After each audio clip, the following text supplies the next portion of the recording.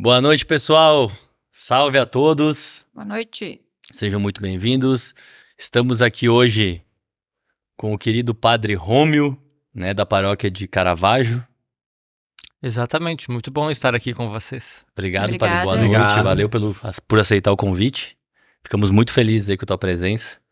Obrigado pelo convite. É sempre bom falar com pessoas inteligentes e sobre assuntos variados. Muito bem, Padre. A gente quer falar um pouco dos nossos patrocinadores, né? Antes de... Senão ele me xinga aqui, me puxa a orelha. A galera acompanhar, né? Vamos agradecer, né? Eles merecem. Agradecer aí, então, desde o início conosco. Então vai estar passando na tela durante o nosso episódio aí. Muito bem, Padre. O assunto religião é um assunto que intriga muitas pessoas, né? Eu acho que todo mundo tem muita curiosidade sobre religião e as pessoas entendem que o padre, o bispo, sei lá, o pastor, o sacerdote, ele tá mais... No nosso entendimento, ele está mais próximo a Deus do que a gente, né? Você tem mais conhecimento de Deus do que a gente. Cara, em que momento, Padre, tu sentiu, tá, que tu tinha esse lado religioso, que tu despertou para essa vocação, né? E disse, cara, eu vou viver minha vida voltada a Deus, voltada à igreja, né? Dentro da tua história, como é que foi esse momento? Primeiro teve um chamado ou um convite para, quem sabe, ingressar num seminário e uma aceitação desse convite. Foi quando eu tinha uns 15 anos de idade e, de fato, eu ingressei no seminário em Caxias do Sul e lá eu fiz o ensino médio. Então, uma parte é esta, um convite para ingresso num seminário católico. Agora, a outra parte que responde à vossa questão é sobre a vocação. Depois que eu ingressei no seminário, depois destes 3 anos, então, eu fui aos poucos discernindo. Esse discernimento é como que um buscar clareza. Buscar clareza do que eu quero para a minha vida, mas também, nesse caso em específico, do que Deus estava me chamando para fazer. Então, foi depois do ensino médio, durante a faculdade de filosofia na UX, em Caxias do Sul, que eu discerni bem e tive uma maior clareza de que era isso mesmo, de que ser padre, por que não? E ser, ou buscar ser feliz sendo padre. Então foi depois do ensino médio, durante a faculdade. E Rômio, teve algum ponto, alguma coisa pontual que fez com que tu decidisse isso ou foram... Conta pra nós. Foram vários momentos, porque, veja bem, Deus quer que nós sejamos muito felizes, né? A glória de Deus é a felicidade da pessoa humana. Então, não houve algo pontual, mas um somatório de realidades e de situações e de conversas que foram mostrando de que era isso mesmo. Então, no contato com as pessoas, a gente chama isso trabalho pastoral, por exemplo, visitando doentes, visitando presos, visitando os pobres, numa dimensão intelectual também, estudando o que é a Igreja Católica, o que faz um padre, qual é a vontade de Deus para nós. Então, numa questão intelectual também, e, sobretudo, também na oração, de discernir o que Deus quer de mim e certamente, se Deus quer isso, a felicidade é uma consequência, mesmo que hajam situações difíceis ou provações. O seminário, ele não é definitivo. Pode entrar no seminário, fazer um determinado tempo e depois escolher se segue a... Exatamente. Aliás, poderíamos dizer que esse é o objetivo do seminário, auxiliar no discernimento da pessoa. Uhum. Então, porque às vezes a pessoa pode querer algo e ela não tem condições. disso. Então, o seminário vai ajudar a pessoa a discernir, a perceber que não é isso, ou o contrário, de que é isso mesmo.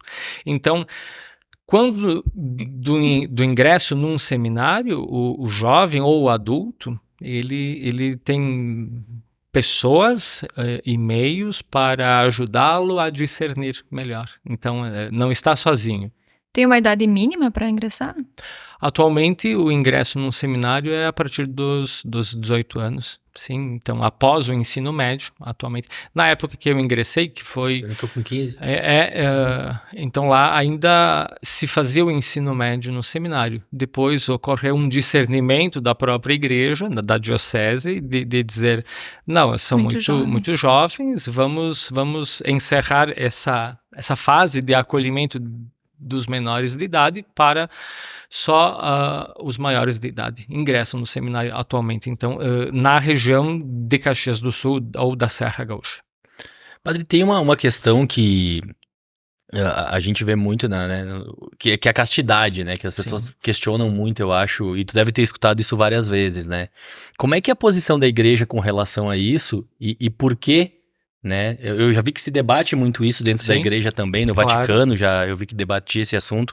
Como é que a igreja enxerga isso e o porquê desta questão da castidade para o sacerdote, para o padre? Muito bem, vamos clarear algumas coisas também. Castidade e a diferença entre castidade e celibato. Né? Importante, somos leigos aqui. Isso, castidade, todas as pessoas são chamadas a viver. Então, os cônjuges, né, viver a castidade no matrimônio, ou enquanto estão namorando, entendeu? Ou no noivado. Viver a castidade, e os padres também. Então, viver a castidade é viver plenamente e conscientemente aquilo a qual a pessoa é chamada a ser, seja no matrimônio, seja na vida de padre. Na vida de padre, a castidade diz respeito ao celibato. Então, o celibato é uma lei eclesiástica, né? Não é um dogma. Isso também é bom diferenciarmos. Não é um dogma. O dogma não muda. As leis podem mudar. Então, por 1000 anos, mais ou menos, era no Ocidente, na Igreja Católica, no Ocidente, optativo, ou melhor dizendo, ordenados eram homens celibatários e homens casados. Depois de um período de estudo e discernimento, etc., se decidiu, então, uma lei de ordenar sacerdotes apenas os que tinham a vocação também para o celibato, e não os que tinham a vocação para o matrimônio. Então, antes eram as duas vocações possíveis de serem os homens ordenados. Depois, por uma lei, se decidiu de que não, apenas os que têm vocação para o celibato vão ser ordenados sacerdotes. Mas, como eu disse, é uma lei e a igreja ela é muito prudente quando ela coloca uma lei, ou quando ela tira uma lei, ou quando ela muda a sua interpretação sobre as coisas. Então, leva muito tempo, a prudência também exige esse tempo. A igreja ela vai discernindo. Nesse sentido, eu queria ver qual é a sua opinião. Aliás, eu nunca entendi como que o padre, né, ele tinha condições de dar um sermão todo, aquele na igreja, né, falando em família, como viver em família, que o homem tinha que respeitar a mulher o homem, os filhos, que tinha...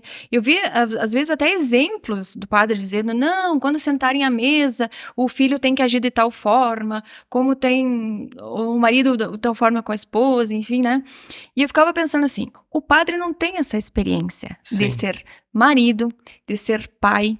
Então eu pensava assim, com que propriedade que o padre fala sobre isso, né? Eu nunca entendi por que as leis da Igreja Católica não permitiam, né, o padre ser um homem normal, né? Enfim, ter uma família, justamente com essa experiência própria, ele poderia falar muito mais, né? Poderia ajudar muito mais nesse sentido. Então, claro, certamente a experiência poderia vir a contribuir exato. Muito mais, sim. Agora, por exemplo, o celibato é uma possibilidade muito grande de liberdade e de possibilidade de atuação em diferentes meios. O celibato sacerdotal, ele nos dá essa disponibilidade ou liberdade. Dedicação exclusiva, isso. Uma dedicação exclusiva, eu falaria em liberdade também, relacionada ao celibato. À primeira vista pode parecer que não, mas é uma liberdade.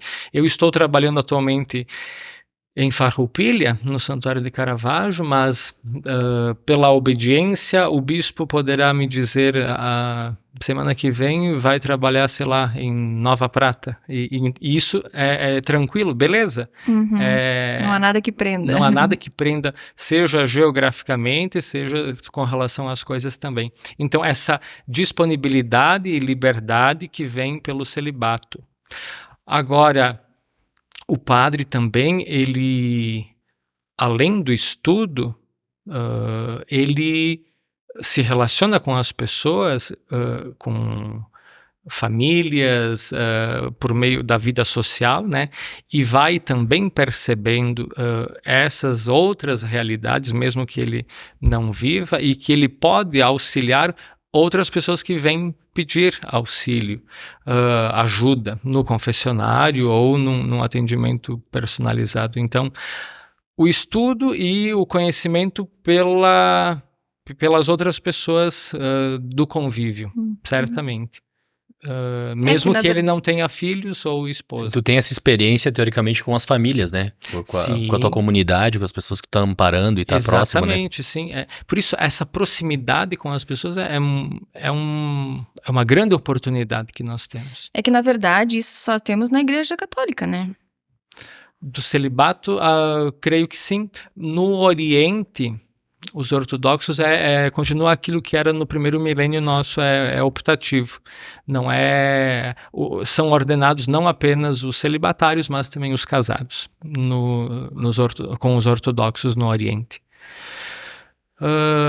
Mas sim, na Igreja Católica do Ocidente, sim. Até porque isso não inibiu a Igreja a ver diversos casos de escândalos sexuais, enfim, isso, né? Isso porque é justamente isso que choca, né? Enfim. Exatamente. Por isso, é o indivíduo que tem problema. Exatamente. Entendeu? Por isso, quando nós formos olhar os dados, por exemplo, no que diz respeito à pedofilia, né? Os dados das pessoas da própria família do abusado, né? Pai, padrasto, primo, irmão, tio, sei lá, entendeu? Às vezes as pessoas próximas, então é o indivíduo que está cometendo um crime, e esse indivíduo pode ser professor, pode ser médico, pode ser padre, entendeu? Eles julgam mais, teoricamente, Isso. o padre por ser o padre, pela figura, né? Pela figura, né? É claro que também pela pregação do padre, se o padre prega uma coisa e faz outra, é um escândalo maior. Entendeu? Sim.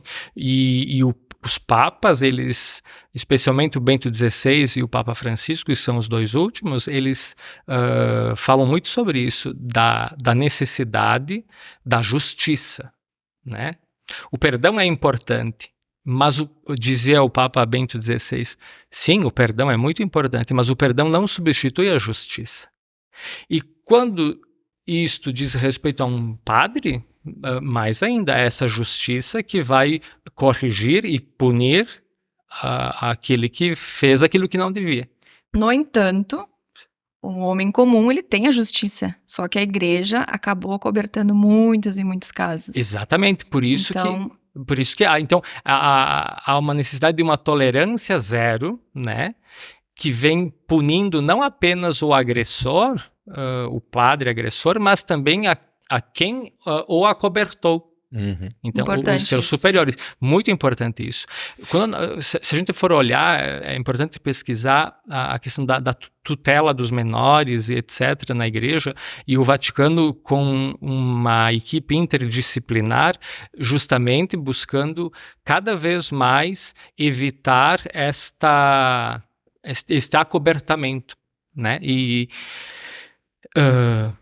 selecionar ou acompanhar melhor os padres para observar casos que não correspondem àquilo que se espera de um padre. E já tomar medidas necessárias. Com certeza, isso. Nada de acobertar, mas...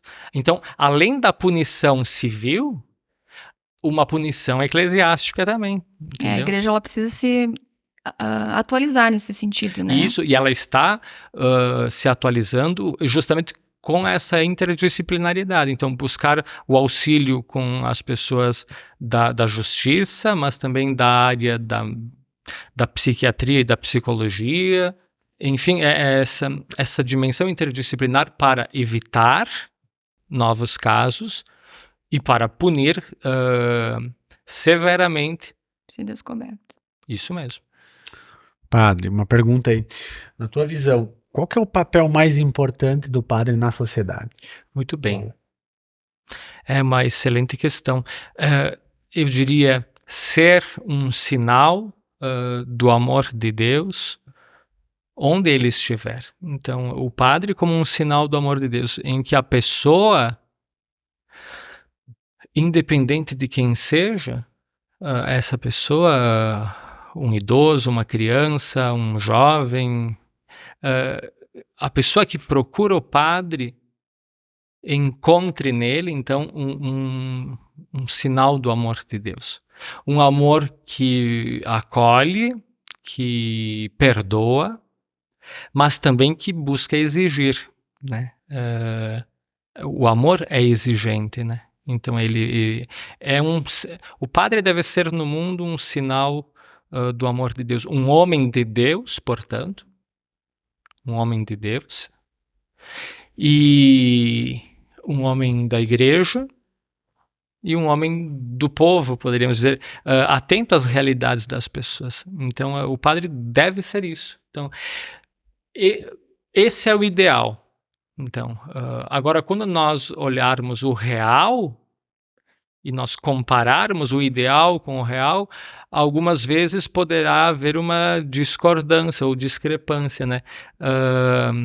Isso, se o padre se dá conta, ele deve buscar corrigir-se. E o bispo também tem esta missão de corrigir se o padre não está sendo isso que é próprio do padre. O papel. Padre, papel. Legal porque tu tens uma rede social bem interessante, né? As pessoas falam muito do senhor, né? No dia a dia, porque o padre pula de paraquedas, o padre tem uma cobra de estimação. Depois a gente vai falar sobre a cobra de estimação. Mas existe, seguindo essa linha da Igreja Católica, o senhor já recebeu algum tipo de repressão? Ou de, padre, o senhor postou uma foto de tô bebendo uísque? Ou teve alguma coisa já específico pro senhor? Em função das redes sociais. A igreja interfere nesse sentido? Teve alguma... nunca teve nenhuma pressão, tipo de né? pressão, de nada? Não exatamente porque eu procuro dar o tempo necessário para o trabalho pastoral, né, para o ser padre, e alguma coisa, por exemplo, para as redes sociais, né? Ou seja, as redes sociais, elas não podem me fazer perder tempo de atendimento de pessoas ou de oração pessoal. Então, é como um tempo de folga ou lazer, né? E aí, na folga ou no lazer, se há alguma foto ou vídeo, então uma postagem possível, sim, não tem problema. Até o animal de estimação, depois a gente pode falar mais. Vamos falar sobre ele. Mas é algo que não vai tirar o meu tempo de dedicação. Sim, tu faz esse equilíbrio entre a vida a parte pessoal, o padre. Né? É que é hoje diferente, as redes sociais, na verdade, como qualquer outro trabalho, outro negócio, enfim, ela aproxima também o senhor aos fiéis, né? tem aquele contato diário, embora digital, mas acompanha a sua vida. Sim. Enfim, é um tipo de aproximação. Em determinado local, se o senhor vai, vão lhe reconhecer. Quem é o padre, né? Hoje muitas Sim. pessoas nos Rômio? chamaram, né? De postou e o pessoal, que legal, o padre vai estar aí.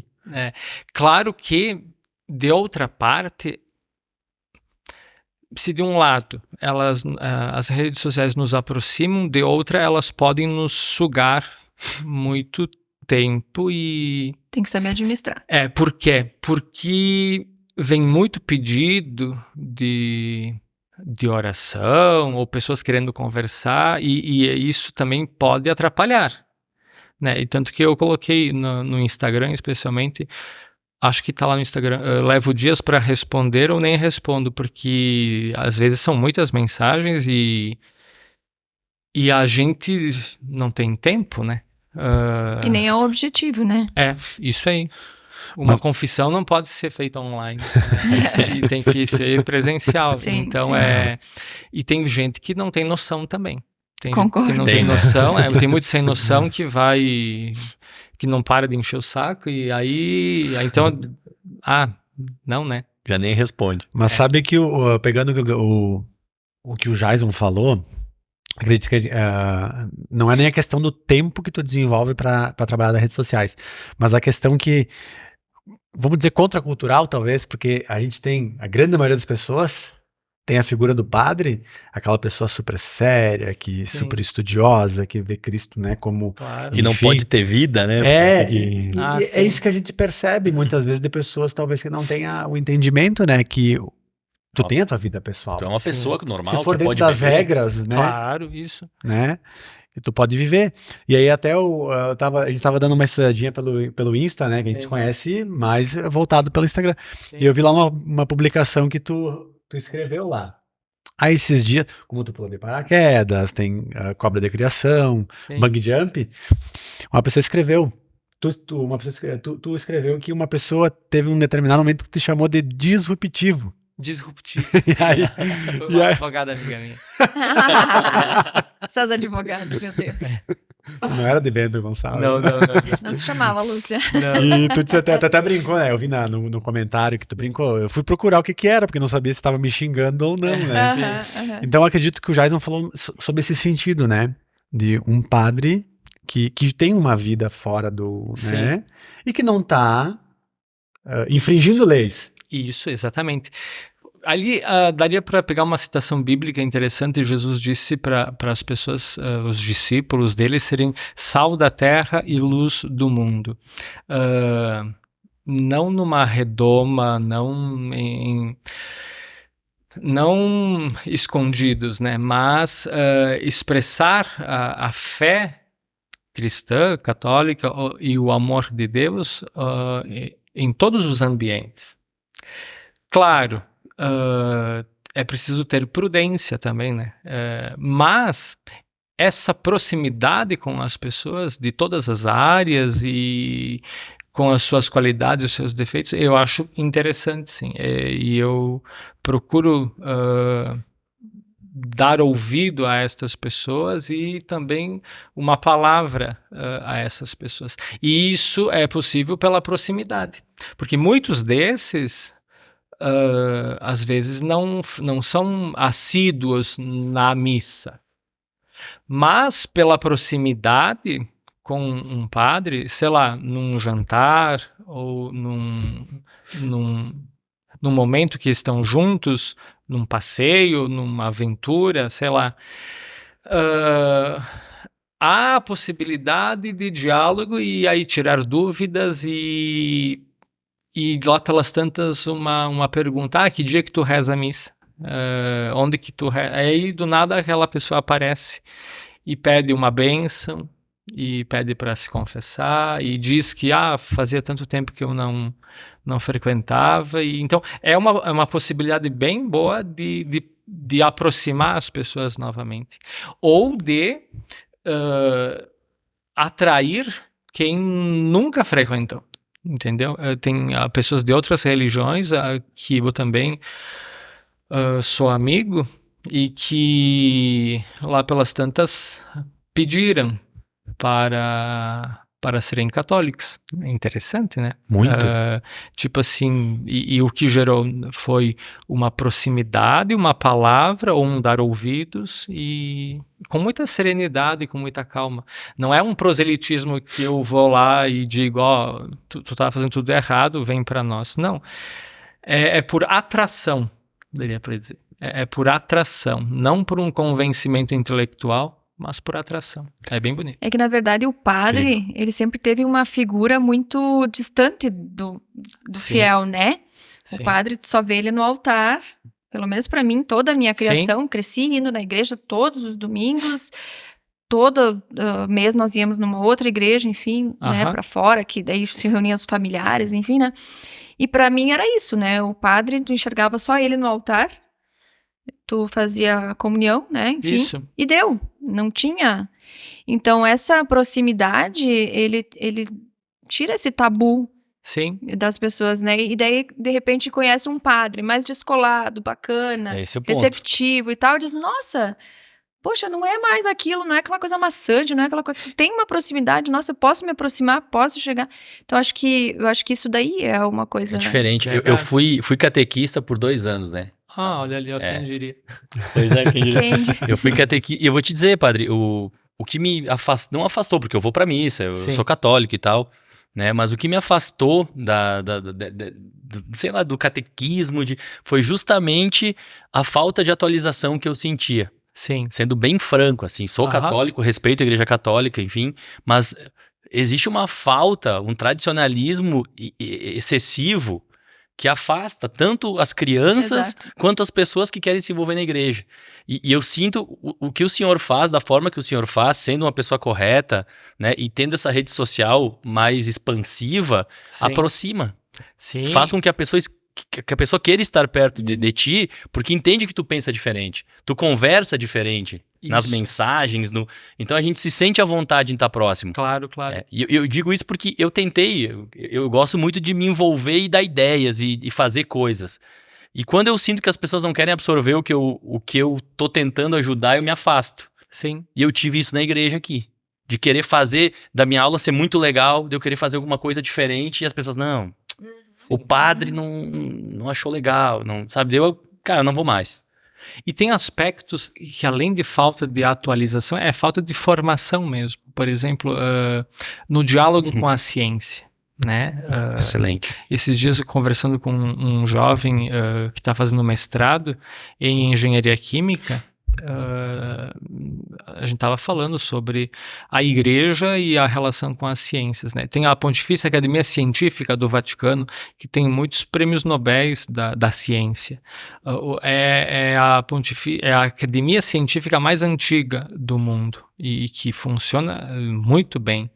Então, às vezes falta o conhecimento de que não, a Igreja Católica, ela criou as universidades, o sistema universitário, é a criação da Igreja Católica, a questão científica, muitos padres, existem padres astrofísicos, existem padres... A contribuição foi grande nesse sentido. Isso, então às vezes falta conhecimento, né, de muitas pessoas e é uma possibilidade a rede social, mas também a missa. Volta e meia, numa homilia ou num sermão que eu faço, eu toco em algum ponto bem pertinente, atual, de outras áreas, tanto da psicologia quanto da área da física ou da biologia, e assim vai indo, né? Então, o conhecimento ajuda muito. E a atualização no conhecimento também. Mas, de fato, é um problema que deve ser enfrentado. A própria Igreja Católica fala em conversão pastoral. O que isso significa?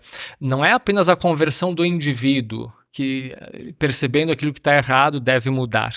Não, existem estruturas eclesiásticas, paróquias, comunidades, grupos que precisam se converter, ou seja, rever alguns pontos que não dizem ou dizem de maneira inadequada uma resposta para a pessoa humana hoje. Então é preciso converter não só os indivíduos, mas as estruturas também. Exato. E a questão a gente vê, né, os padres que fazem diferente têm um sucesso gigantesco, né, de fiéis, de trazer pessoas pro seu lado, às vezes até criticados, né? A gente falava antes, né, dos padres que se destacaram, hoje tem o Padre Patrick, tem alguns padres que tratam diferente, né? E tem um sucesso, como o senhor faz também, né? E tem um sucesso gigante e justamente com essa mentalidade que o padre colocou, de trazer as pessoas para perto de uma forma diferente. Talvez muitas pessoas não enxerguem isso, né? Claro. É que eles querem manter o conservadorismo, né? Que isso traz as pessoas para próximo, tanto da igreja quanto, né, de uma vida melhor, enfim. Exatamente. Por isso, a gente pode avaliar os métodos, né? Porque não se pode perder a essência, perder aquilo que é essencial da fé cristã, da igreja. Mas agora, os meios, a gente pode discutir isso. E alguns padres, por alguns meios, atraem mesmo. E às vezes a motivação inicial é boa, às vezes pode não ser boa, né? Eu vou lá por causa da música do padre que canta. Pode ser uma motivação inicial, legal, mas depois aí converte essa motivação inicial em algo mais consistente, né? Foi atraído lá porque o padre falava bem. Beleza, mas depois aí vamos avaliar o conteúdo daquilo que se fala. Então, não só a motivação inicial, mas depois aquilo que é mais sólido. Eu quero trazer um exemplo do que aconteceu no casamento da minha prima. Nós fomos ensaiar um dia antes, né, no casamento, e entraram os padrinhos e subiram um degrau para ficar no altar, assim. Sim. O padre mandou descer.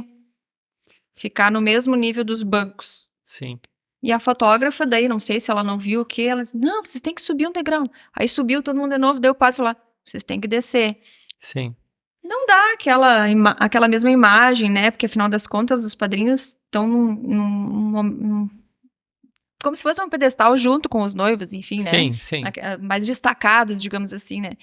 O padre não autorizou que os padrinhos subissem um degrau para ficar mais alto. Uhum. Proibiu que jogassem arroz no final, na saída pro lado de fora, acho que no intuito de não sujar a calçada. Enfim, tradições que são normais, né? Enfim, que todo mundo gosta e é um momento de festejo, enfim, né? Proibiu de jogar arroz. E, se eu não me engano, também foi colocado flores, mas não podia colocar flores numa certa altura, enfim, era uma série de coisinhas, enfim.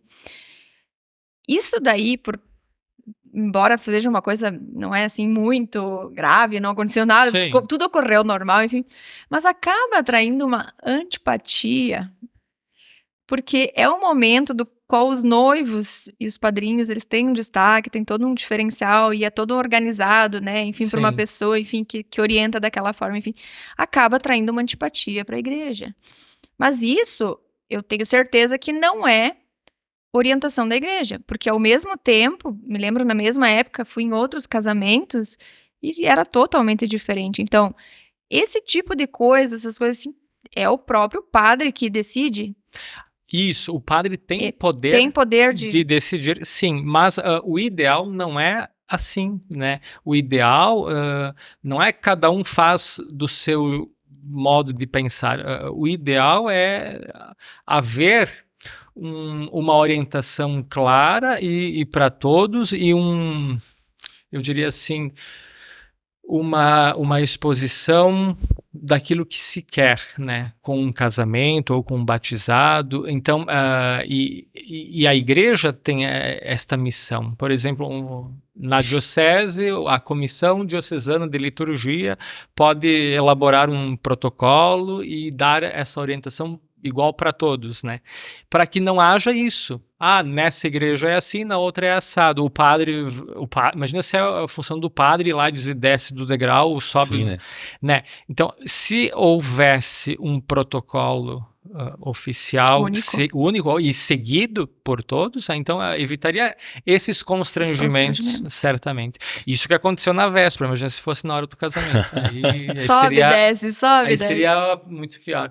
Mas um protocolo é importante, único, ou num tom de orientação, né?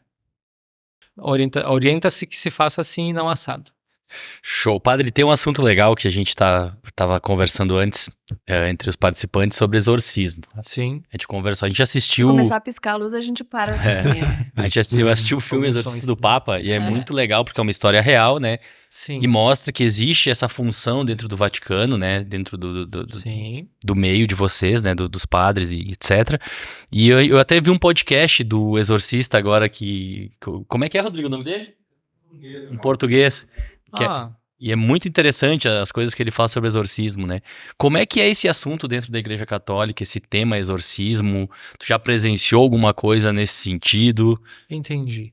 É um tema muito especial, muito pertinente e que exige muita prudência. E a Igreja Católica é muito prudente nesse aspecto também. Por quê? Porque com o auxílio das ciências médicas, especialmente a psiquiatria, vai se discernir cada caso. Imagina uma pessoa com esquizofrenia. Sim. E os familiares não sabem desse diagnóstico e aí acham que é uma possessão ou uma coisa do além, enfim, aí ficam apavorados e levam para o padre. Imagina se o padre já faz um ritual cinematográfico, né? Pode piorar o estado da pessoa. Se é um diagnóstico de esquizofrenia, por exemplo. Então, qual a orientação da Igreja Católica? Em primeiro lugar, acolher a pessoa. E eu já, assim, recebi alguns pedidos de ajuda.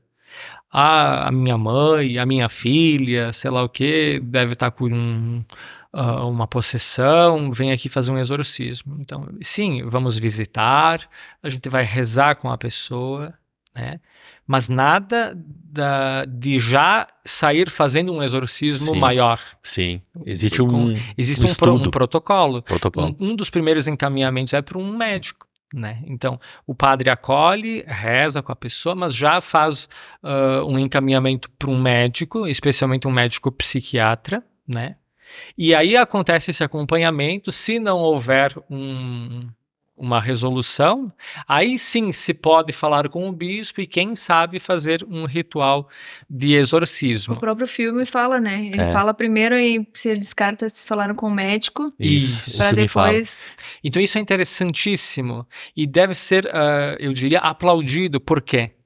Porque não se busca um espetáculo e muito menos uma exposição da pessoa. Não se noticia a Lúcia foi exorcizada em Bento Gonçalves, foram 5 padres e não conseguiram resolver o problema. Já pensou? Não se busca espetáculo. Foram 10, né, Lúcia? E ainda não conseguiram. Não se busca, não se deve espetacularizar, né? Muito menos expor a pessoa, mas acolher a pessoa que está sofrendo e dar o devido encaminhamento. Então, o médico psiquiatra é e as orações que se pode fazer também é outra possibilidade, mas com muita prudência. Mas, padre, nos livros antigos, o senhor que estudou, né? Nos livros antigos, a Igreja Católica, ela faz relatos de casos reais? Sim, faz relatos, sim. Existe o ritual desde muito tempo. Em Caravaggio mesmo foi feito um exorcismo na década de 40, em específico, em 1947, o padre Teodoro Portolão fez um exorcismo numa mulher, levou 8 horas e foi bem sucedido. Então, sim, existem relatos de exorcismos bem sucedidos, mas agora eu destaco essa prudência, desde sempre também. E agora com o advento das áreas especializadas, como a psiquiatria, melhor ainda, porque aí vai se colocando na reta ordem cada coisa, sem cometer graves erros, como anteriormente se poderia, por falta de conhecimento. Não por negligência, mas por não conhecimento mesmo. E essa confusão, né? Da doença com uma possessão, enfim, isso. Claro. Antigamente não tinha esse conhecimento. Aquilo que não sabiam explicar, jogavam para o além. Exato. E hoje muita gente faz isso. É alguma coisa do além. Às vezes não é, não. Às vezes é uma coisa bem... Um ajuste de medicação ou... Falta de laço, tia. Também. Isso. Então é isso mesmo. Pomba gira. Não jogar para o além aquilo que é responsabilidade nossa também. Ou aquilo que é uma doença psíquica ou sei lá. Sim. E existe, padre, o senhor já participou de algo parecido? Do protocolo de exorcismo? Do oficial maior, não. Não. Mas eu já encaminhei algumas pessoas, sim, pro médico. Sim. Né? E se resolveu. Normalmente, né, nos casos que eu acompanhei, foi um ajuste de medicação e pronto. Tudo certo. E dentro da igreja existe o papel do o padre exorcista, que só trabalha nesse sentido de exorcismo? Existe, sim, especialmente no Vaticano, sim, justamente para orientar os outros padres. Sim. Porque, por exemplo, assim, me surge um caso de uma família que me traz uma pessoa, então, se eu estudei e tenho como acompanhar, ótimo. Se eu não tenho segurança, eu posso pedir ao bispo e ele vai indicar um outro padre mais qualificado ou preparado para acompanhar o caso. Então, pode ter alguém específico para isso ou não. Por exemplo, se me surge um caso e o bispo me pede se eu posso acompanhar e eu me garanto, eu posso dizer, não, pode ser que eu acompanhe.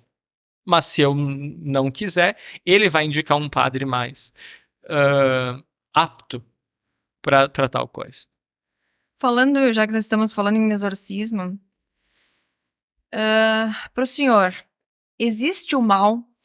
De que forma que ele se manifesta? Influencia as pessoas. Influencia. O que é o mal para o senhor? Isso. No final do Pai Nosso, Jesus disse, quando ele ensinou a rezar, né? Mas livrai-nos do mal. Amém. Não nos deixeis cair em tentação, mas livrai-nos do mal. Amém. Esse mal do final do Pai Nosso não é um mal genérico.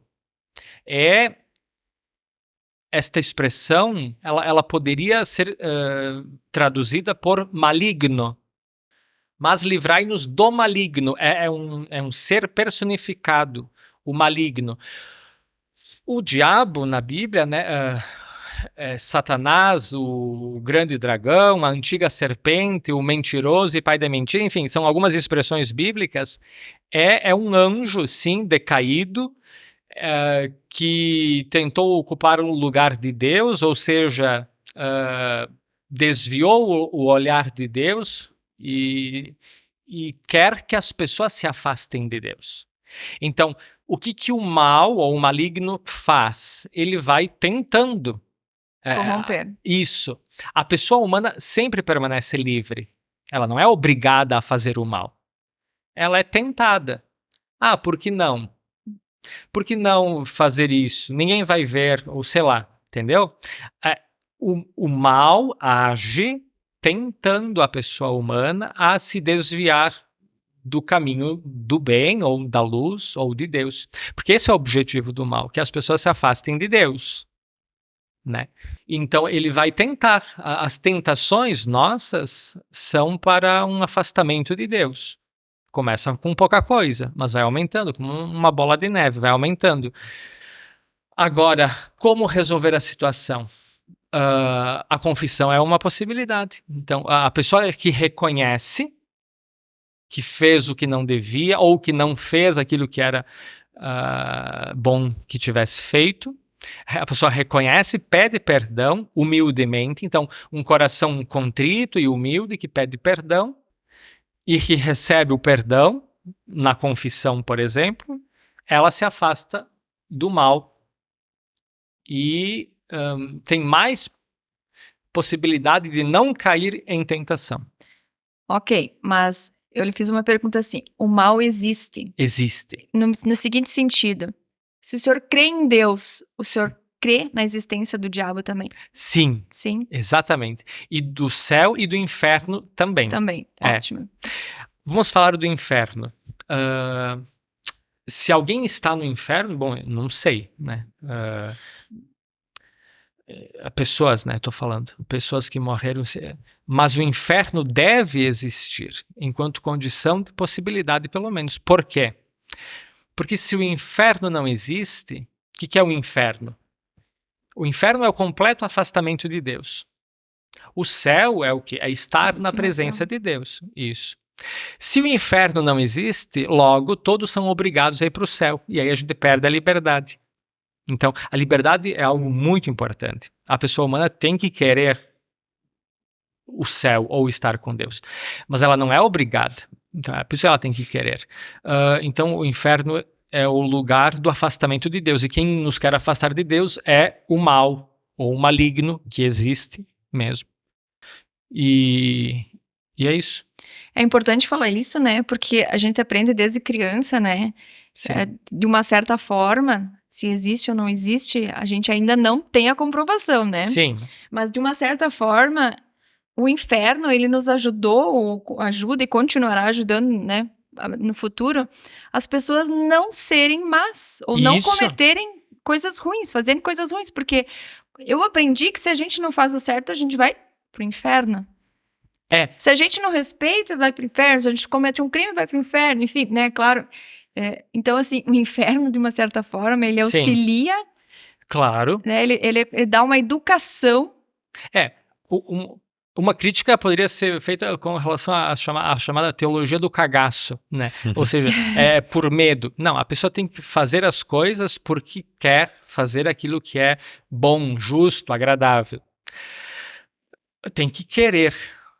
É o ato livre da vontade humana. Mas o receio ajudou muito. O receio ajudou muito. Ajuda bastante. Sim, com certeza. O receio ajuda muito. Ajuda, mas não salva. Isso.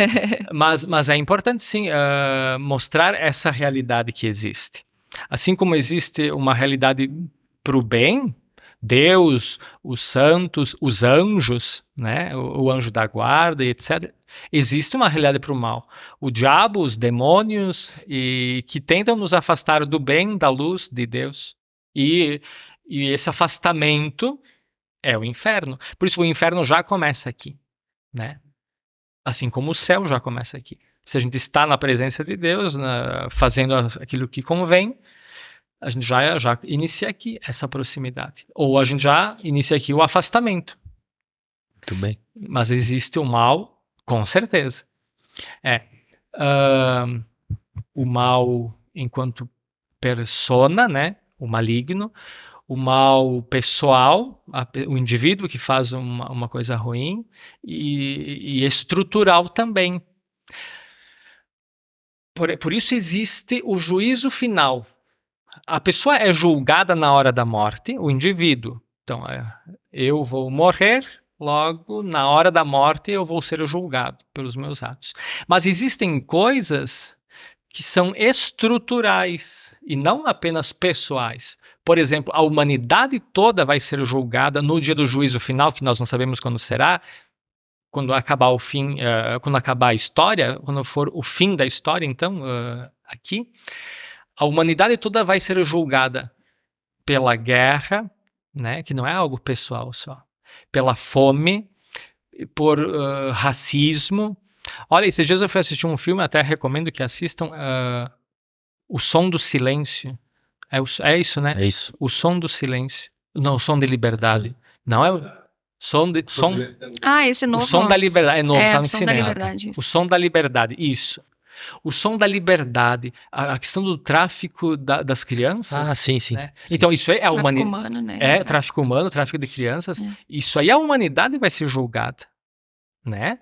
A fome no mundo, a guerra, o racismo, o tráfico de crianças, de pessoas. Então existe o juízo final para que Deus julgue toda a humanidade e não só os indivíduos na hora da morte. Muito bom. Padre, a gente, falando de religião, né, seguindo o assunto, a Bíblia hoje é a base, né, para todas as religiões, ou para a grande maioria das religiões, né? E as religiões, elas têm, com base na Bíblia, entendimentos diferentes. Sim. Né, muito diferentes. Se tu pegar o espiritismo, o catolicismo tem coisas parecidas, mas tem desfechos diferentes para tua alma, né? Como o senhor, como estudou teologia, tem um conhecimento mais aprofundado, como o senhor enxerga essas nuances das religiões e qual que é o caminho? Qual que é a religião, vamos lá, certa ou todos os caminhos levam a Deus? Qual a tua opinião pessoal sobre isso? Sobre, como o senhor falou, tem amigos em outras religiões, acompanha, né? Certo. Existem grandes religiões, né? O cristianismo, o judaísmo, o islamismo, o budismo, religiões maiores, né? E existem igrejas. Então, por exemplo, dentro do cristianismo, a igreja católica, a igreja luterana, a igreja anglicana. Então, as ramificações, né? Muito bem. No que diz respeito à Bíblia, a Bíblia, então, é para os cristãos, né? Na religião do cristianismo, a Bíblia. Antes da Bíblia ter sido escrita, ela foi transmitida, a palavra de Deus foi transmitida via oral, né? Então, antes de ser escrita, a palavra de Deus foi transmitida via oral. Os evangelhos, por exemplo, foram escritos, sei lá, por volta do ano 70 depois de Cristo. Jesus morreu em 33, mais ou menos. No ano 70, um dos evangelhos foi escrito. Então, até ele ter sido escrito, essa tradição oral, né? Por isso que nós não somos uma religião do livro, mas sim da palavra. A palavra oral e a palavra escrita. O Espírito Santo inspirou autores humanos a colocarem por escrito aquilo que ele queria estivesse escrito. Nós cremos de que o Espírito Santo auxilia na interpretação dos textos escritos. Aquilo que você falava da discrepância entre interpretações diversas do mesmo texto bíblico. Exatamente por isso, porque nós não vamos tomar os textos bíblicos ao pé da letra. Nós vamos conhecendo a cultura da época, a língua e a forma da escrita, porque existe na Bíblia poesia, existe história, existe alegoria, parábola. Então é uma mistura, né? Então é preciso conhecer a época, a cultura, a língua e a forma em que foi escrito, o método, para interpretar corretamente e não cair no fundamentalismo, né? Que é um risco. Uhum. E algumas religiões ou igrejas são fundamentalistas.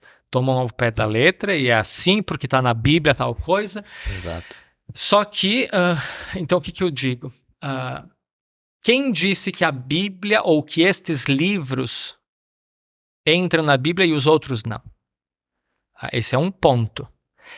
Para falar da religião verdadeira, poderíamos dizer assim. Porque textos da mesma época e que falam coisas semelhantes não entraram na Bíblia. São os chamados apócrifos. Dá para procurar, tem à venda ou na internet. Livros apócrifos são da mesma época dos livros que compõem a Bíblia, mas que não entraram. Quem discerniu este sim e este não foi a igreja, levando em conta vários critérios. A igreja católica, né? Levando em conta vários critérios. A autenticidade, o uso na liturgia, a época dos apóstolos, especialmente estes. Uso na liturgia, autenticidade histórica e a época, então, dos apóstolos. Para dizer este sim e estes não. Então, assim como a igreja discerniu, guiada pelo Espírito Santo, o que é palavra de Deus e o que não é, a igreja, guiada pelo Espírito Santo, interpreta autenticamente os textos. Então, a igreja católica interpreta autenticamente. Vai dizer, isto foi escrito tendo em vista esta situação e quer nos dizer esta mensagem e não outra. Porque senão vai valer a opinião de cada um que lê. Sim. E seria um erro. Ou um erro também, o fundamentalismo, de só porque está escrito é assim. Porque tem na Bíblia algumas coisas que se contradizem. Se a gente for pegar o livro do Gênesis, por exemplo, tem 2 relatos da criação da pessoa humana. Não mesmo. Num capítulo fala em Adão e Eva e da costela, e no outro não fala de costela nenhuma, e fala só que Deus criou homem e mulher. Sim. Então, qual dos dois está certo? Isto é interessante de dizer. Os dois estão corretos, porque o objetivo não é um livro científico, mas mostrar que foi Deus o Criador. Como aconteceu a criação, a ciência tem a missão de explicar. Por exemplo, a gente pode falar da evolução das espécies. Sim, o Big Bang. Isso. Qual das teorias é mais correspondente à verdade ou não. Se é de Darwin, se é de Lamarck, se é de sei lá quem. Qual teoria? Dá para discutir. Eu confio no Darwin. Agora, bom. Isso. Agora nós vamos dizer assim, Deus é o criador de tudo quanto há. Como aconteceu, a ciência procura explicar. Muito bem. Padre, a gente vai fazer uma pequena pausa aí. Sim. Para introduzir a bebida alcoólica aqui à mesa. Ótimo. Essa parte. Ótimo. Depois a gente retorna com assuntos pessoais aí. Sim. Fechou? Até vou fazer uma enquete aqui no Instagram. Faça a sua pergunta para o padre. No segundo pode bloco. ser, Padre? Pode fazer. Depois a gente escolhe algumas, né? Isso, legal. Faz aí. Fez uma fotinha, alguma coisa? Sim, já tá. Eu vou banheiro. Voltando, pessoal. Um brinde aqui com o Padre Rômio, Saúde. nosso Aí. patrocinador, né, Luciano? Menacal. Agradecer a Menacal. Menacal. Maravilhosa. Voltamos para a segunda parte, então, aí com que assunto, Jason? Confessionário. Confissão, Padre. Sim. Falávamos aí no intervalo, né, Chay? Entramos no assunto. Tu já escutou bastante coisa, Padre, do confessionário? Sei lá, assassinatos, coisas mais cabulosas, assim? O senhor escuta muito isso? Bom, primeiro, o confessionário é um lugar sagrado, né? É um sacramento da igreja, a confissão. Jesus disse aos discípulos, recebam o Espírito Santo, os pecados que vocês perdoarem serão perdoados, os pecados que vocês não perdoarem não serão perdoados. Então, a confissão é uma oportunidade e podemos dizer um privilégio. Por isso que quando alguém diz, eu me confesso direto com Deus, mais ou menos, porque Jesus disse aos discípulos dele, os pecados que vocês perdoarem. E é preciso tomar vergonha na cara, nesse sentido de humildemente reconhecer e confessar. É exigente falar para alguém. E não é para alguém perfeito, porque o padre também erra. Tire a pedra primeira quem não tiver pecado, né? Todo mundo erra. Mas veja a humildade como uma virtude. Então, a humildade é uma virtude. E humildemente reconhecer os erros, os pecados, a gente vai dizer então, e confessar de coração contrito, né, arrependido e humilde, e receber o perdão de Deus, né, por causa do amor de Deus, e cumprir uma penitência. Então, pecados, como nós sabemos, todos os tipos de pecados, né? Coisas mais simples ou leves e coisas mais graves. Pecados que ferem algum dos 10 mandamentos, por exemplo. Sim, tem um dos mandamentos é não matar, outro não roubar, não mentir, e assim vai indo, né? Eu atendo confissões quase todos os dias. De todas as gravidades? Sim, de todas as gravidades. E a penitência eu coloco proporcional ao delito, daria para dizer assim.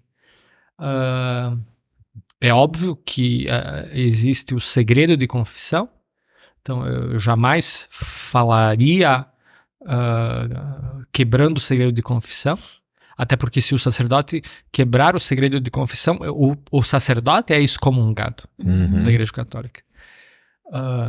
E não há justiça civil que nos obrigue a falar, mesmo que seja um crime que a pessoa cometeu ou que se desconfie que a pessoa tenha cometido. Né? A pessoa, se ela confessar para um sacerdote, um crime, um pecado, mas um crime, e ela não falar por si só, o sacerdote não vai quebrar o segredo de confissão. Eu falava da penitência.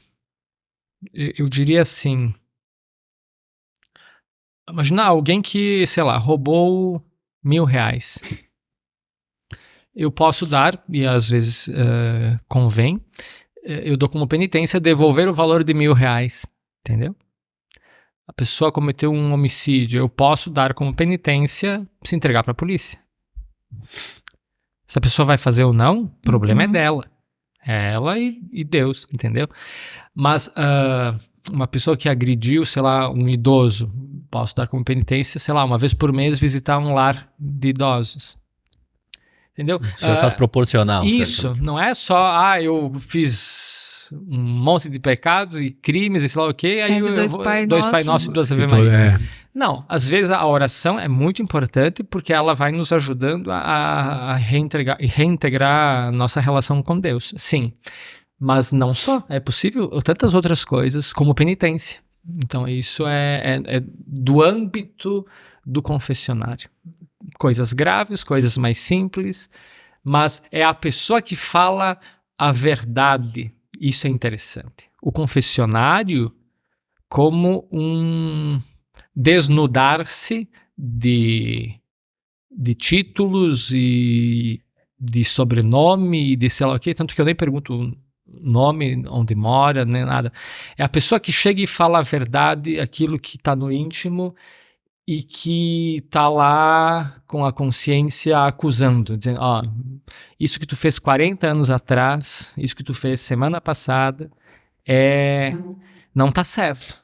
Então é a pessoa humilde que confessa. A virtude da humildade é muito bom atender confissões e se confessar também. Mas, padre, como é que o senhor vê nesse sentido? O senhor acha que realmente essa pessoa que foi lá se confessar, o senhor acha que é uma pessoa que realmente se arrependeu? Eu pergunto isso porque assim, se realmente ela se arrependesse, ela iria lá e se entregaria para a polícia para pagar sobre as leis do homem. Mas ela vai lá e faz uma confissão para uma pessoa que sabe que não vai falar para ninguém. Sim. Né? Então, tipo assim, até que ponto que seria um arrependimento? É só pra ficar de bem com Deus? Beleza. É só a sua própria consciência? Porque primeiro que ela já cometeu o crime. Sim. Então, por si só, ela não teria nem como, né? Se reparar às vezes, por exemplo, um assassinato, não tem como reparar. Certo. Né?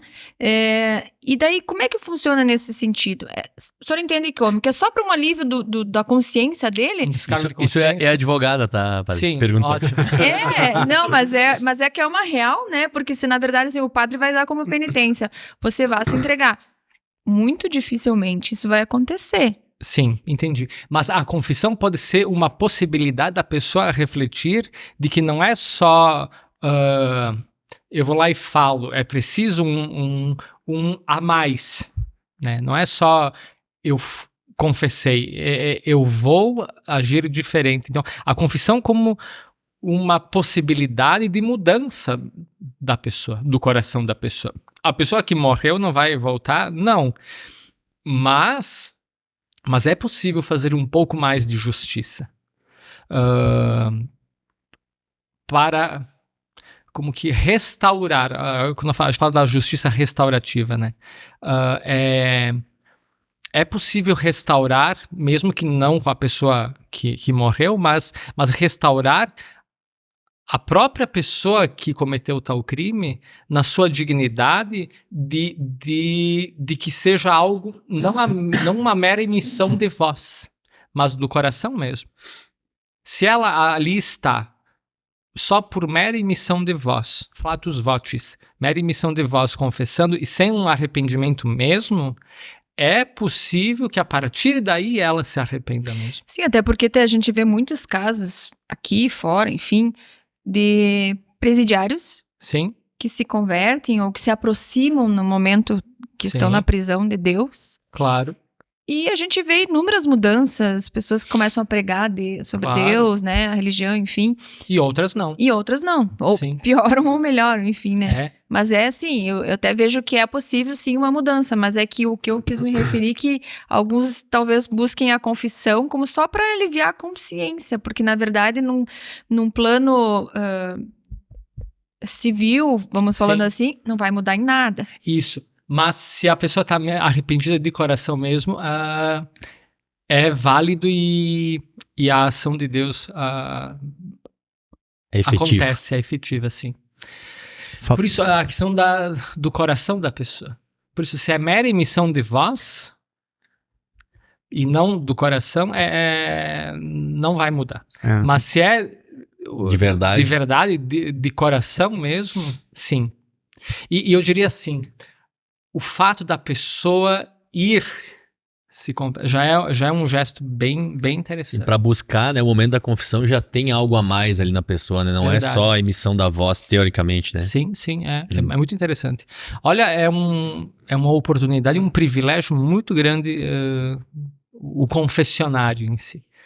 Esse falar, é quase como um vomitar aquilo que está lá guardado há pouco tempo ou há muito tempo. Então, relatos ou confissões de décadas que estava lá e que gerava sofrimento na pessoa, né? Que estava como que entalado lá e a pessoa conseguiu verbalizar.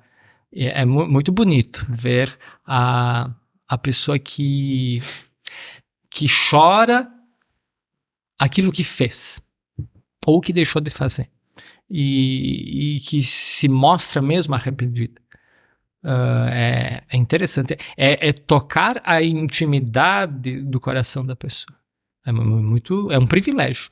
Uma terapia, né? Teórico, se aproxima. Mas que não há uma continuidade. Sim, é um momento, né? É um momento bem privilegiado. Tu falou, padre, que eu não sei se tu participa ou participou de em penitenciárias, né? Uhum. Fazendo um trabalho nesse sentido. Sim. Como é? Que aí rola muito papo muito pesado, né? Coisas assim, acredito eu. O ambiente em si, né? O ambiente em si. Como é, né? Eu dei catequese no CASE, em Caxias. Hoje não sei se continua se chamando assim. Eu não era padre ainda, eu era seminarista. Para os menores de idade, eu dava catequese todo sábado. Eu diria, como aquela passagem bíblica do lançar a semente. Às vezes a semente cai em terra boa, mas às vezes cai em terreno cheio de espinhos ou de pedras e produz fruto ou não produz. Produz resultados ou não. Enfim, vai de cada um. Mas nós não deixamos de anunciar, de falar. Então, ia quem queria. No caso dos jovens lá, presos, muitos iam. Eu acho que nós não fomos negligentes em deixar de anunciar. Nós falamos aquilo que tinha que ser falado. Se eles aproveitaram ou não, vai de cada um. Então, 2 anos dando catequese para os menores e 40 dias aí na penitenciária industrial de Caxias do Sul. Esses dias eu participei de um debate com uma juíza que atende os presídios da região e com um médico psiquiatra. Então a gente fez uma mesa redonda na OAB de Caxias. Eu, padre, um psiquiatra e uma juíza. Sobre o tema das penitenciárias e do perdão. Interessante. O tema foi justiça e perdão. Mas são situações limites, né? De que tu vê a pessoa ali que tá pagando por aquilo que fez. Então, e tem que pagar mesmo, né? Agora, o como, né? O como isso vai ajudar a pessoa a restaurar, modificar a pessoa, aí é muito delicado, porque tem facção. A pessoa fica devendo pra facção. Quando sai, vai obrigado a entrar no jogo, né? Quando sai, vai ter que pagar aquilo que ficou devendo. Porque se tu for olhar, imagina um preso que entra, né, no presídio e aí não tem um prato para colocar o alimento. Então, ou ele coloca o alimento na mão, ou num guardanapo, sei lá. E aí a facção chega e diz, olha, tu quer um prato, a gente te consegue. Tá, o prato. Beleza, depois um colchão, depois devendo não um sei lá o que. favorzinho aqui, um favorzinho Isso, ali. devendo um favorzinho aqui. Aí quando sai, agora tu vai pagar. E aí tu vai pagar como? Entendeu? No crime. Volta pro crime. Aí que tá, isso é um problema estrutural. Então, mas isso a juíza fala muito bem. E percebe isso. Só que como vai resolver? E foge do controle muitas vezes da penitenciária, de vocês, da justiça e tudo mais, né? Sim. Porque é um problema do ser humano aí. Isso. Muito bem. Padre, e a cobra, padre? Eu ia pedir também. Eu tô bem curiosa. Tchê, pra quem não segue o padre, né? O padre tem uma cobra de estimação, né? Sim. E interessante porque a cobra é um símbolo adverso. Isso. Fala da cobra, padre. Como é que tem... E bem incomum, né? Incomum. Bem incomum. Super incomum e... Eu nem sabia que podia criar... Eu achei que não podia. Eu também achei que não podia. Enfim,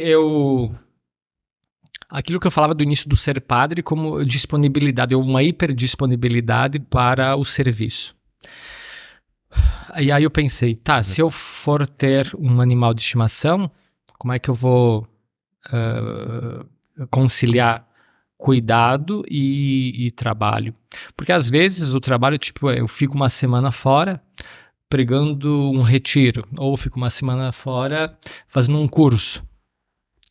E aí eu vou deixar com quem?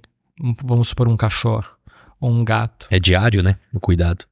E aí então, o que eu fui pesquisar no Google? Animais que não dão trabalho. Bem assim, animais que não dão trabalho. Peixe, né? Esse Google é incrível. E aí apareceu os répteis. Os répteis não dão muito trabalho.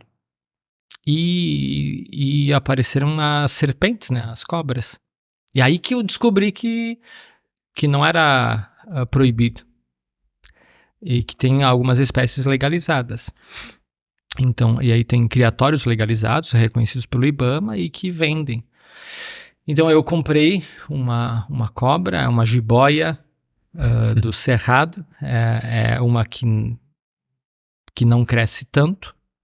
Mas é grande, né? Eu vi a foto lá. Isso, O bicho é grande. Enfim, Quantos metros ela tem, padre? Não, ela tem 1 metro. 1 metro, ela parece maior na foto. E... Não crescem tanto. Talvez eu tenha visto uma outra que é uma sucuri. Eu acho que pode ser. Pode ser. Pode ser, o que o senhor tem ela enrolada na foto. Isso, é uma sucuri. É uma sucuri. Essa é uma sucuri. Mas a sua é uma amarela. A minha não. Ela é marrom. Não tinha uma amarela, não. Acho que é a sucuri Enfim, é uma jiboia do cerrado, ela tem 1 metro e ela é um animal muito interessante. Não dá trabalho, aquilo que eu queria, né? Um animal vivo, mas que não desse muito trabalho. Ela come 1 vez por mês, ela faz a digestão. A digestão, né? Demora 5 dias para fazer a digestão, mais ou menos. Ela come o quê em quantidade? Ela come um animal só. A vaca? Não, ela come, eu dou roedores, né? Camundongo, rato, enfim, normalmente é isso que ela come, 1 por mês. O senhor dá vivo, morto? É possível dar vivo, mas também é possível dar abatido já. Então não tem uma obrigatoriedade. Mas ela come 1 vez por mês, ela faz cocô 1 vez por mês também. Então é bem limpa, é muito limpa. Não faz barulho, não solta pelo, porque não tem, né? Ela troca a pele a cada 40 dias, mais ou menos. Puxa. E sai a pele inteira. Come 1 vez por mês, faz cocô 1 vez por mês, não faz barulho, fica lá, ideal. não precisa pegar sol. É bem interessante. E ela fica solta no quarto do senhor? Eu tenho um terrário, que é tipo um aquário para... Tem 4 andares. Tem 4 andares. Ela circula livremente. E é um animal interessante de se observar. Falando de animais, os animais, eles podem gerar ou fazer surgir em nós algumas coisas. vamos supor assim, um cachorro pode despertar em nós, sei lá, a disponibilidade, né? A chama, ele já está ali, um sentimento ou uma ação de hiperdisponibilidade. Um gato... Reciprocidade. Isso, reciprocidade, né? Beleza. Um gato pode gerar também em nós, sei lá, o que um gato pode gerar em nós? Uma... Afetividade. Afabilidade. Afabilidade, amabilidade... Um gato, né? Um cavalo, um sentido de liberdade, de aventura, né? E a cobra? E um pássaro, a musicalidade, né? E a cobra, a serpente, eu diria a atenção, a efemeridade, efêmero, de ser efêmero, da morte, a questão da morte mesmo. Por isso, a vigilância. A vigilância, a cobra é muito perspicaz, ela está ali atenta e a qualquer momento ela pode dar um bote, e o bote, se a cobra tem veneno, é mortal, é fatal, né? Tem que ser muito rápido para a questão do soro e etc. Mas a questão da morte, ela pode despertar em nós esse olhar para a morte. E eu gosto de refletir sobre a morte, porque uma expressão, inclusive eu tatuei, memento mori, que é do Império Romano. Memento mori é uma expressão que significa lembra-te da morte. O imperador voltava vitorioso de uma guerra, e aí um dos seus servos, ele ficava dizendo, memento mori, lembra-te que um dia tu vais morrer. Não é porque tu é imperador, não é porque tu venceu a guerra, tu conquistou um novo território. Lembra que um dia tu vai morrer. E na Bíblia, uma outra expressão é lembra-te que és pó, e ao pó retornarás. Então, esse dar-se conta da morte, de que um dia a gente vai morrer. Então, a cobra também pode despertar em nós essa vigilância, esse estar preparado para a morte. Isso faz muito sentido. Porque a grande maioria das pessoas, elas se dão conta da importância da vida quando elas têm um infarto, quando elas têm um câncer. E aí que não aproveitaram. Exatamente, né? Então, essa percepção da proximidade, da realidade da morte... Exatamente. Faz com que a pessoa tenha mais vontade de viver. Por isso, o memento mori pode estar unido ao carpe diem. O aproveita as oportunidades, os momentos, etc. Mas aproveitar não com a consciência de que não há nada depois. Não, eu, padre católico, né, aproveito os momentos, as oportunidades, mas sabendo que há esperança e algo depois. Mas esse olhar para a morte. Então a serpente, a cobra, ela pode despertar isso também. Ela é símbolo do mal em tantas religiões? Sim, é. Mas de outra parte, Jesus, por exemplo, utilizou as serpentes para falar de uma das virtudes, a prudência. Em grego se diz gineste on phronimoi hos oi ofeis. Em grego significa assim, sejam prudentes como as cobras. Ou as serpentes, né?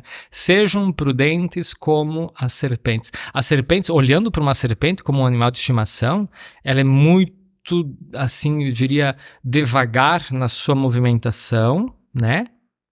Muito atenta, prudente e muito rápida na hora do bote.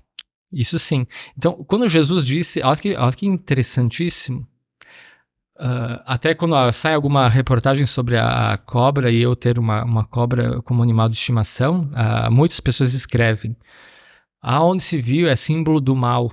Mas Jesus utilizou como símbolo da virtude da prudência. Na arte cristã, inclusive, a virtude da prudência é representada por uma mulher tendo o braço e no braço enroladas serpentes, né, cobras. Então, é a virtude da prudência.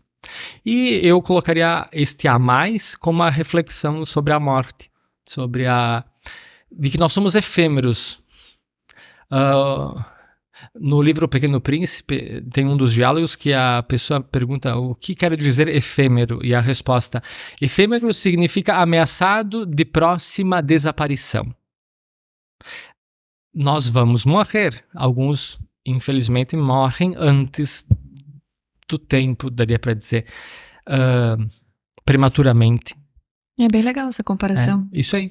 Bem bacana. Então é algo que você pode observar. E a cobra normalmente vive uns 30 anos, tá? Eu ia te perguntar, mais ou menos. Uns 30 anos, ela come uma vez por mês. Quanto tempo? Eu tenho ela há 2 anos. Aquela foto pequenininha é ela? Pequena, não? Tu tens uma foto, uma cobra bem pequenininha. É ela, sim. Quando o senhor pegou? Ela chegou com 41 gramas. Caramba. Com 41 gramas ela chegou e agora cresceu bastante.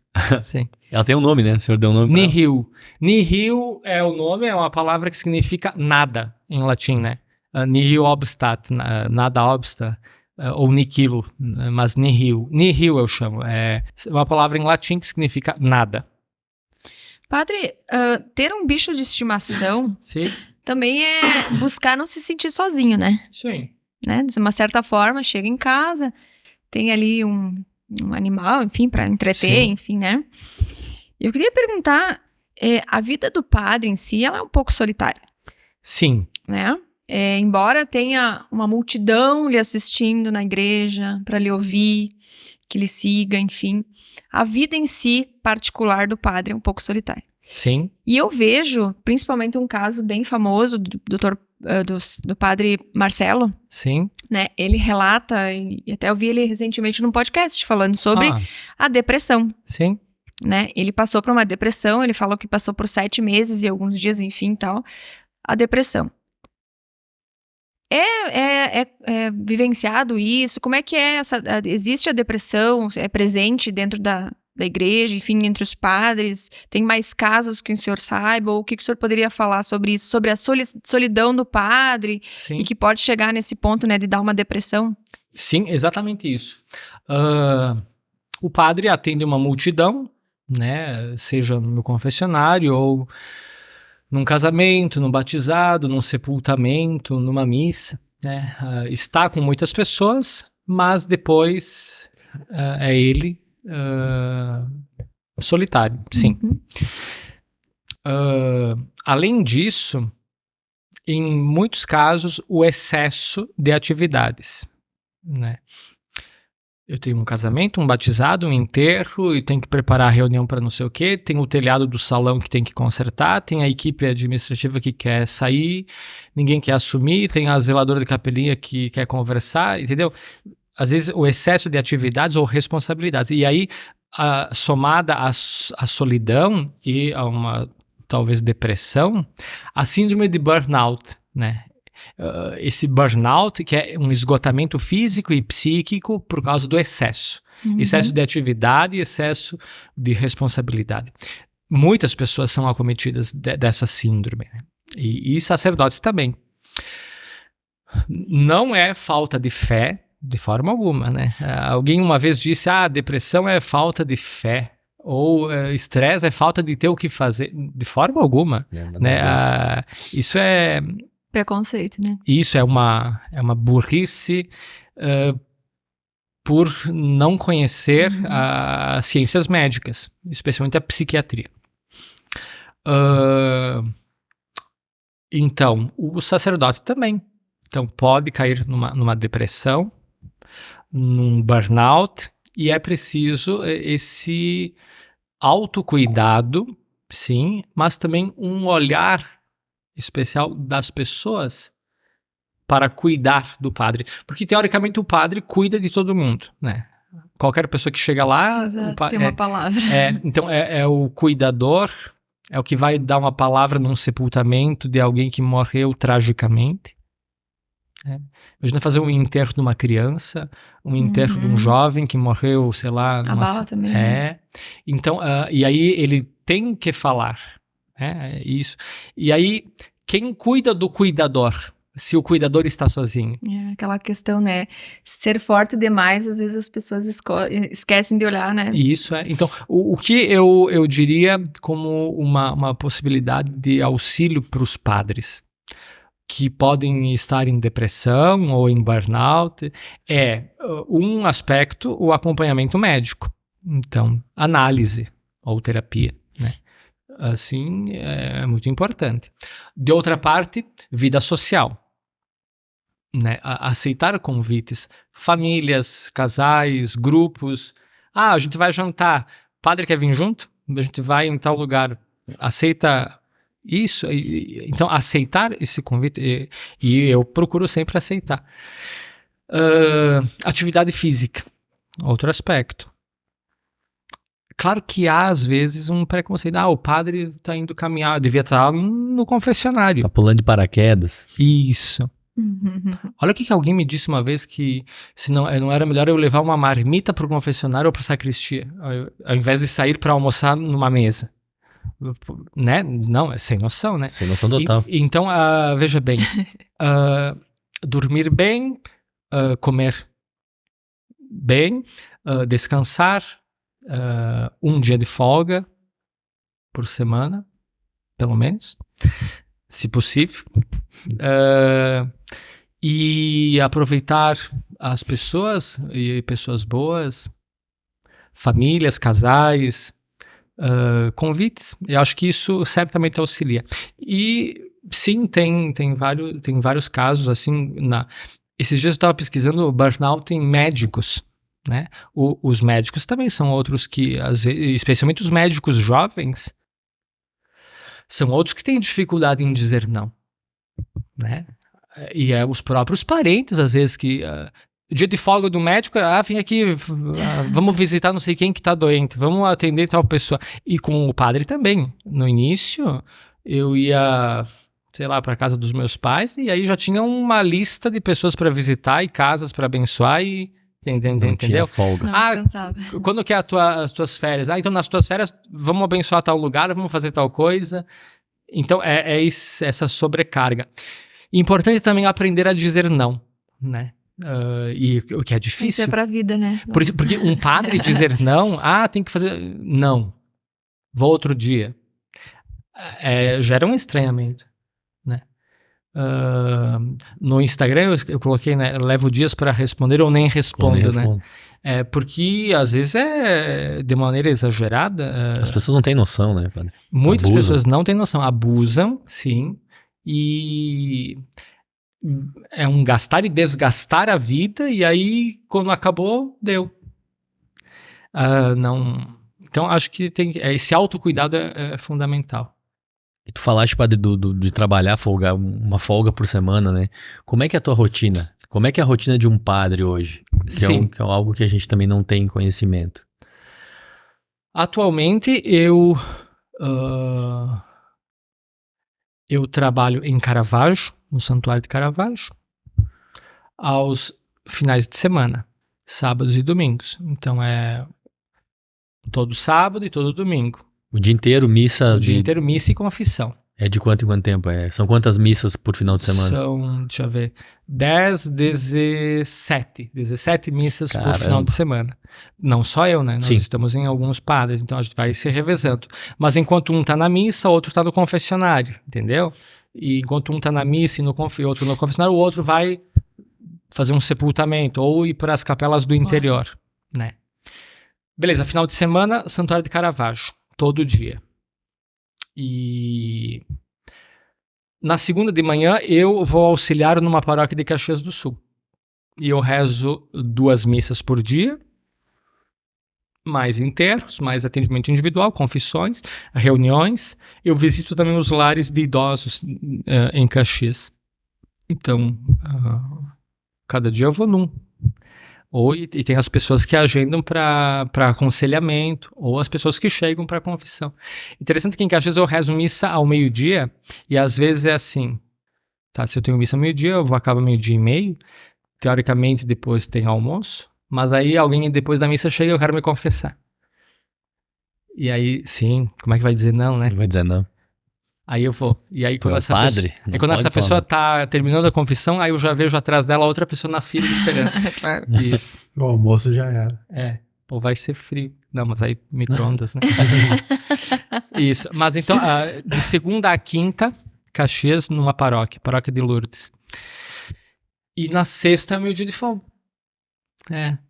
Sexta é o dia de folga. Que proporcionou hoje, então, a vinda nosso encontro. do nosso encontro. É verdade. Por isso que eu sugeri, sexta, quem sabe, a gente pode conversar, porque aí é dia de folga, aí dá pra... Então, no dia de folga, às vezes eu agendo compromissos. Tem que visitar um doente no hospital, surgiu um enterro, tem alguma situação assim. Mas se não, aí eu aproveito para agendar com amigos, almoço, janta, alguma atividade física ou de aventura. Tu gosta? Isso, então aí dá... Porque isso também é difícil, porque aí os amigos normalmente vão agendar essas coisas no final de semana. E no final de semana eu nunca posso. Aí também às vezes os amigos convidam, domingo a gente vai fazer tal coisa. Aí eu digo, que legal, eu não vou porque é domingo. Então aí vai na sexta-feira, então alguma coisa naquilo que é possível. Legal. A questão, padre, a gente falava do seminário antes, né? A gente percebe que cada vez menos tem menos pessoas, né, que são seminaristas, que, né, a igreja trata esse assunto, busca novas pessoas, né?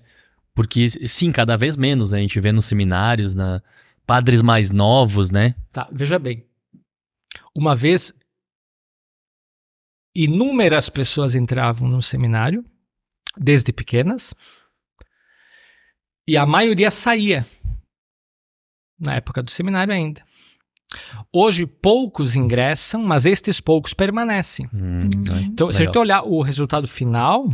Tá maior, a conversão é maior hoje, eu diria que tá elas por elas. Isso aí. Entendi. Hoje ingressam menos, mas estes permanecem e são muito bons.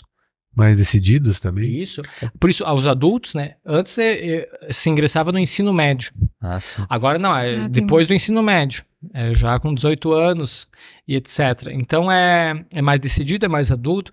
Aliás, vários que já são formados ingressam, inclusive.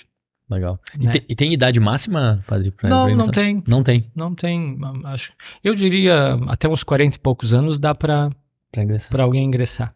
Mas não tem um limite escrito. Legal.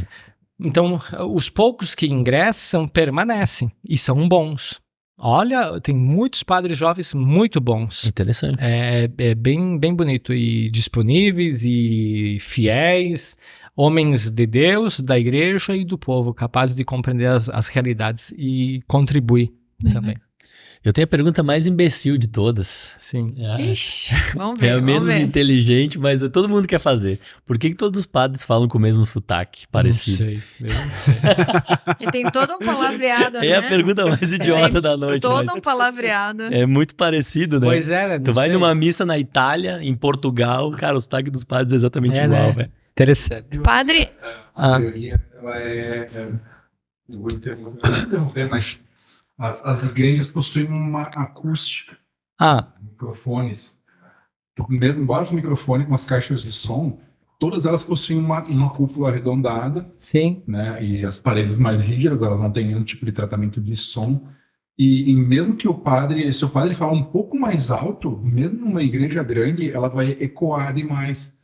E pode causar alguma microfonia, alguma coisa assim. Mas o sotaque... Então eu imagino que o tom mais baixo seja inclusive por conta disso, né? Para não ecoar demais a voz. No automático, padre? É bem pertinente a pergunta, até porque todos têm o mesmo tom de volta. Verdade. O mesmo formato, um tom mais calmo para falar também, mais agradável. Pausado. Né? Sotaque parecido. Pausado. Todo lugar do mundo, velho. Verdade. Acredito eu, né? Tô aqui. Mas sim, pode fazer sentido, né? Acho que sim. Padre, eu queria entrar num assunto que é bem atual, que nós estamos vivendo hoje. Achava-se que já tinha ficado para trás da história, que é a perseguição aos cristãos. Sim. Está extremamente presente, principalmente na América Latina. Também. Que a gente está vivenciando diariamente aí invasões de igreja, queima de igrejas, perseguição, expulsão de freiras e padres, né, enfim, de outros países.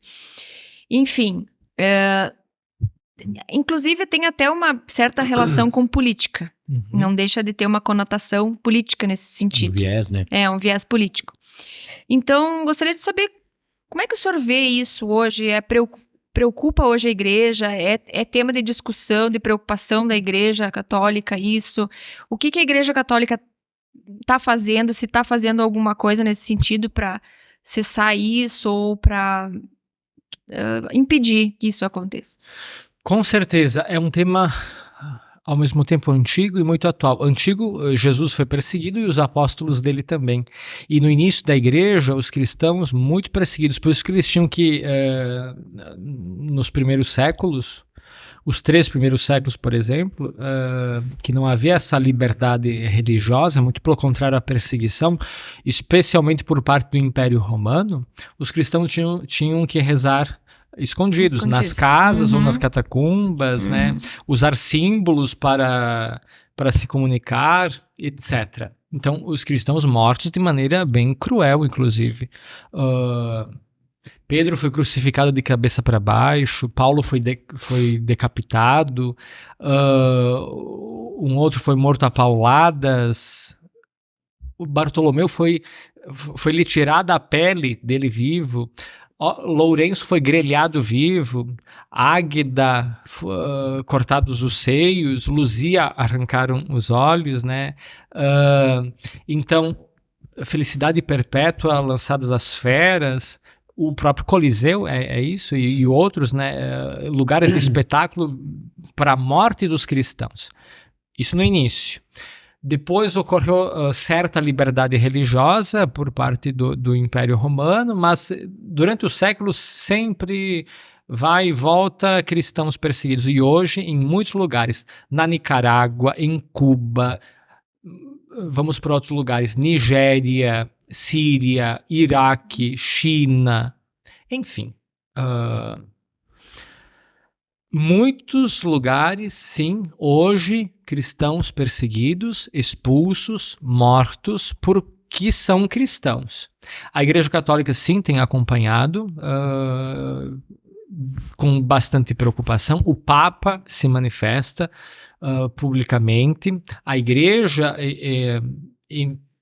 nesse diálogo com os governos, né, ela tenta garantir essa liberdade religiosa. Nós, de forma alguma, queremos a religião católica ou a Igreja Católica como religião oficial de um país. Se não é imposto, não, pra ninguém, de forma né? alguma.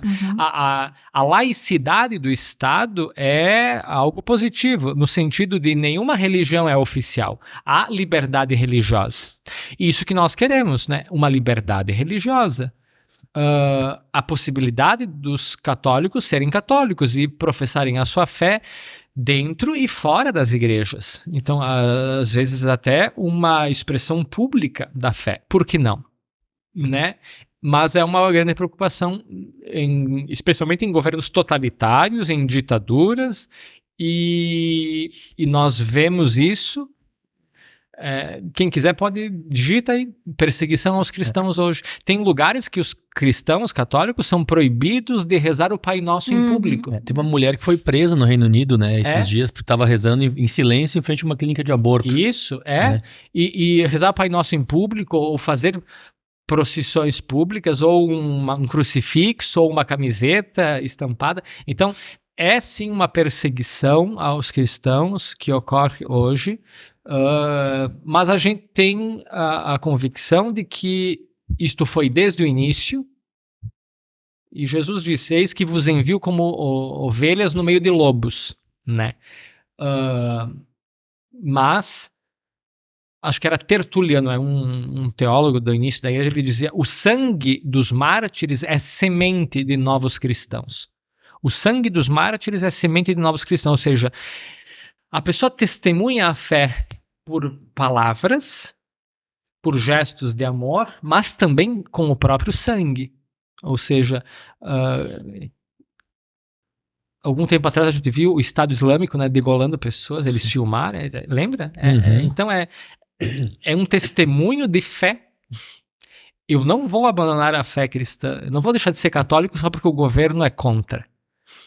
Eu vou continuar católico e fiel, e mesmo que me custe a vida, Aqui no Brasil a gente já vive algo parecido com isso. Até lhe pergunto isso porque eu vi que em algumas cidades ou estados, enfim, até mesmo em assembleias legislativas, está proibido a leitura da Bíblia.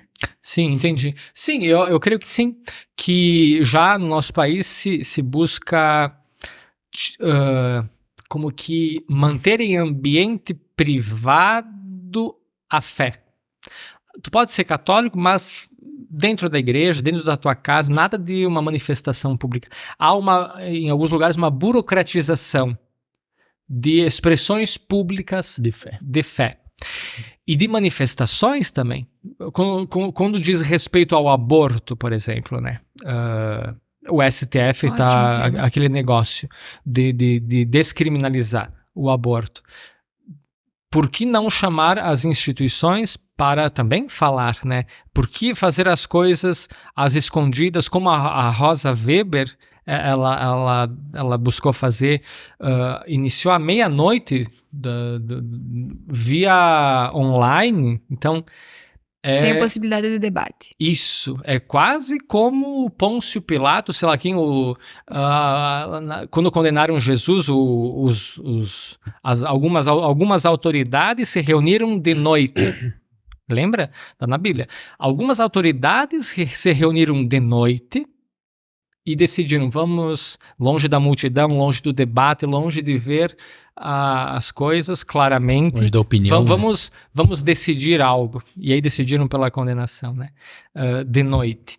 Então é sim uma tentativa velada ou não, explícita ou não, mas é uma tentativa de silenciar e de taxar os católicos como fundamentalistas. Não. Quando fala do aborto, por exemplo, não, um padre falar sobre o aborto. Por quê? Por que não? Entendeu? Ou temas outros delicados, a eutanásia, temas da bioética. Enfim, é uma tentativa de dizer, os religiosos são fundamentalistas, não vamos ouvir eles. É que essa questão que eu falei, que teve um viés político, né? Sim. O nosso ex-presidente, ele falava muito. Ele é muito, né? Muito religioso, né? Ele exerce a religião, né? Enfim. Ele prega, né? Amor, família, enfim, toda essa o que a gente tem desde novo, né? Dentro da religião, enfim, que a gente leva para si, né? E acabou que não é coincidir, né? Mas enfim, acaba que são os mesmos princípios da igreja, né? Então acabou se tornando um viés político. Então muitas pessoas entendem hoje que se a gente estiver defendendo a fé ou a família, necessariamente tu é extrema direita.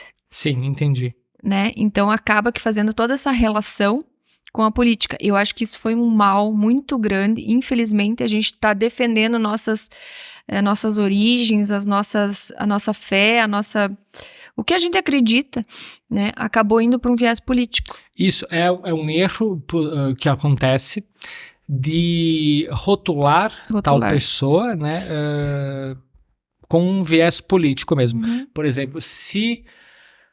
Ser a favor do não aborto... Isso. É político. Vamos supor assim, eu sou padre católico e eu vou ser contra o aborto, então eu sou de direita.